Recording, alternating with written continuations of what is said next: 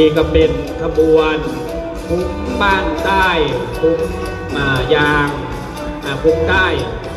คุ้มยางนะครับบ้านขอนะครับขอเสียงปรบมือหน่อยครับผมก็จบลงไปในขบวนกลุ่มที่3นะครับก็เป็นขบวนนางรำจาก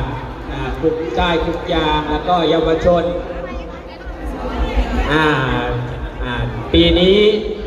บ้านขอบางจัดยิ่งใหญ่อลังการเป็นมาเนาะ